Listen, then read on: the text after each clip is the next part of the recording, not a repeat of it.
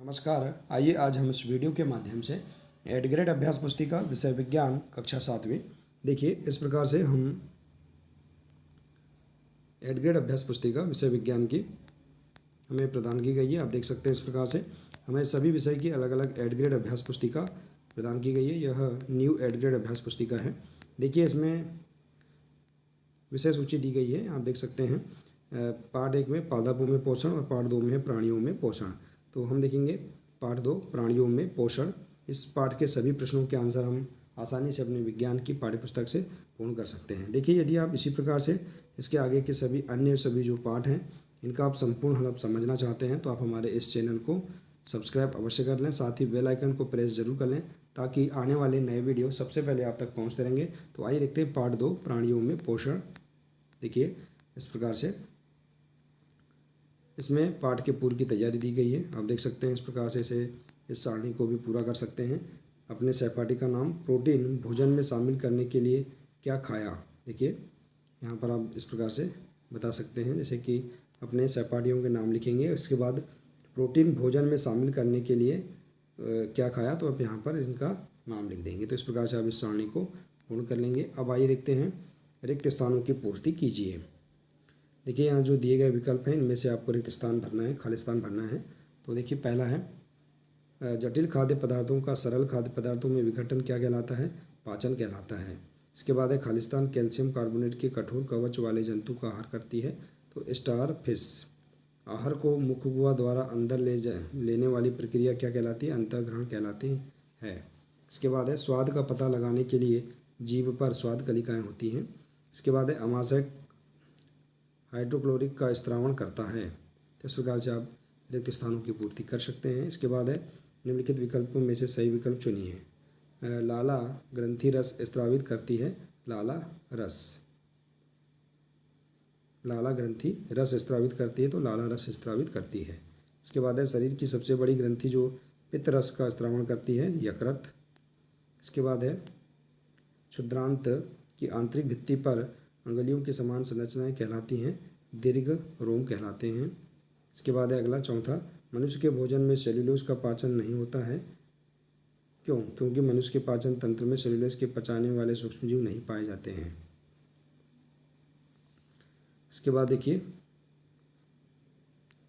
चीरने और फाड़ने वाले दांत कहलाते हैं, कृतंक कहलाते हैं। तो इस प्रकार से आप यहाँ पर जो सही विकल्प वाले प्रश्न हैं इन्हें आप कंप्लीट कर सकते हैं इस प्रकार से। इसके बाद देखिए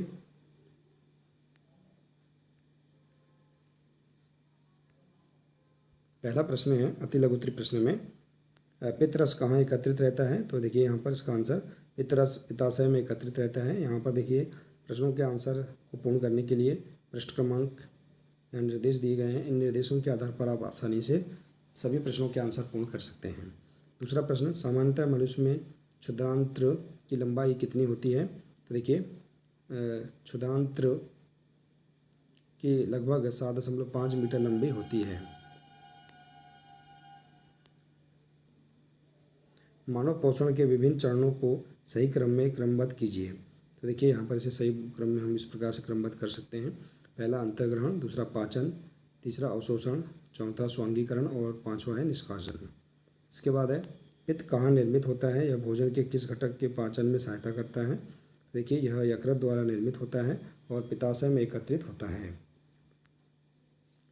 पित्तरस वसा के पाचन में महत्वपूर्ण भूमिका निभाता है। तो इस प्रकार से आप इसका आंसर बता सकते हैं। इसके बाद देखिए अगला प्रश्न है प्रश्न 5, विभिन्न प्रकार के दांतों के नाम लिखिए। मनुष्य में 4 प्रकार के दांत पाए जाते हैं। पहला कृतंक, दूसरा कैनाइन, तीसरा अग्रवर्णक, चौथा है जबड़े के। इस प्रकार से इस प्रश्न को पूरा कर सकते हैं। इसके बाद है लघुत्तरी प्रश्न, प्रश्न 6वां, शरीर की सबसे बड़ी ग्रंथि का नाम बताइए। इसमें कौन सा रस स्त्रावित होता है तथा यह किस घटक के पाचन में सहायक होती है। तो देखिए यकृत शरीर की सबसे बड़ी ग्रंथि है, इसमें पित्त रस स्त्रावित होता है और यह वसा के पाचन में महत्वपूर्ण भूमिका निभाता है।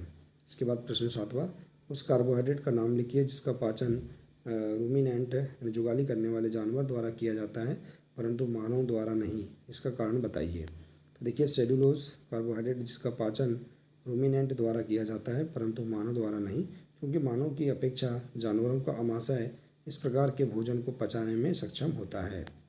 अगला प्रश्न, दीर्घ रोम क्या है, यह कहाँ पाए जाते हैं एवं इनके कार्य लिखिए। तो देखिए, क्षुधांत्र की आंतरिक विधि पर अंगुली के समान उभरी हुई संरचनाएं होती हैं जिन्हें दीर्घरोम कहते हैं। दीर्घरोम क्षुधांत्र में पाए जाते हैं। दीर्घरोम पचे हुए भोजन के अवशेष हेतु उसे तेल क्षेत्र में बढ़ा देते हैं।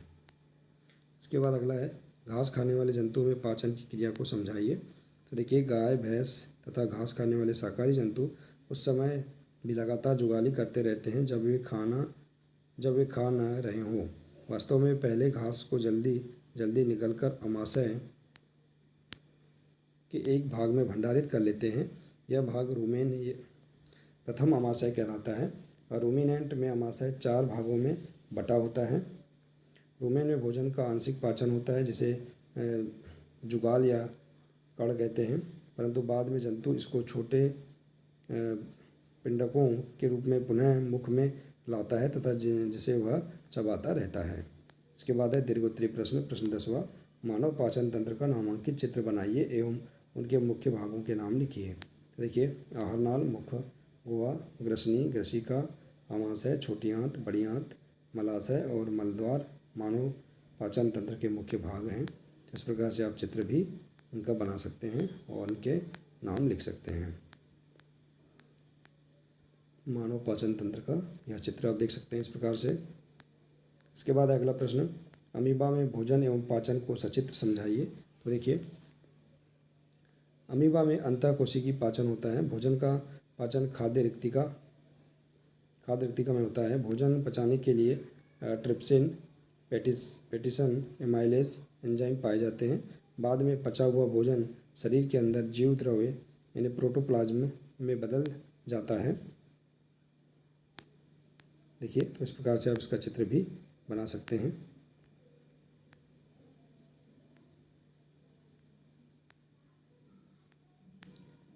इसके बाद देखिए अगला प्रश्न, निम्न पाचन संबंधित क्रियाओं को संक्षेप में लिखिए। अंतःग्रहण। तो देखिए, अंतःग्रहण आहार को शरीर के अंदर लेने की क्रिया अंतःग्रहण कहलाती है।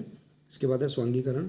अवशोषित पदार्थों का स्थानांतरण रुधिर वाहिकाओं द्वारा शरीर के विभिन्न भागों तक होता है जहां उनका उपयोग जटिल पदार्थों को बनाने में किया जाता है। इस प्रक्रम को स्वांगीकरण कहते हैं। तो इस प्रकार से हम इसका आंसर लिख सकते हैं। इसके बाद है प्रोजेक्ट कार्य 1। पहला है प्रोजेक्ट, प्राणायाम क्यों आवश्यक है। धूम्रपान की आदत को रोकने के लिए दिए गए स्थान पर एक पोस्टर का निर्माण कीजिए और धूम्रपान रोकने हेतु एक नारा लिखिए। तो देखिए, प्राणायाम क्यों आवश्यक है, क्योंकि प्राणायाम के अभ्यास से स्थिर मन और दृढ़ इच्छा शक्ति प्राप्त होती है। इसके अलावा नियमित रूप से प्राणायाम करने से लंबी आयु प्राप्त होती है। प्राणायाम शरीर में प्राण शक्ति बढ़ाता है। अब इसके बाद देखिए, धूम्रपान निषेध। इसके लिए स्लोगन देखिए, शरीर का रखना हो ध्यान तो बंद करे धूम्रपान। इस प्रकार से हम स्लोगन भी लिख सकते हैं और इसका देखिए पोस्टर भी हम इस प्रकार से बना सकते हैं, चिपका सकते हैं। देखिए, धूम्रपान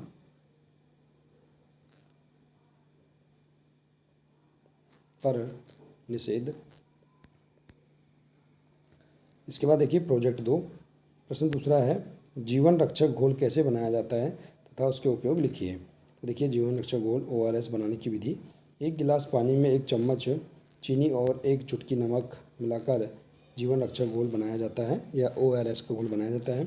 इसका उपयोग है शरीर में कमजोरी आना लगना तब इसका उपयोग किया जाता है। बार बार दस्त होने पर भी इसका उपयोग किया जाता है। और इसके बाद है मुँह सूखना, सूखी त्वचा, ब्लड प्रेशर कम होना, इसमें भी इस घोल का प्रयोग किया जाता है। तो देखिए, इस प्रकार से आप इस अध्याय के सभी प्रश्नों के आंसर आप आसानी से कंप्लीट कर सकते हैं। आशा है कि आपको इस पाठ के सभी प्रश्नों के आंसर समझ में आ गए होंगे। तो देखिए, यदि आप इसी प्रकार से इसके आगे के सभी अन्य पाठों के संपूर्ण हल समझना चाहते हैं तो आप हमारे इस चैनल को सब्सक्राइब अवश्य कर लें। मिलते हैं इसी प्रकार से इसके आगे के अगले नए वीडियो के साथ। नमस्कार।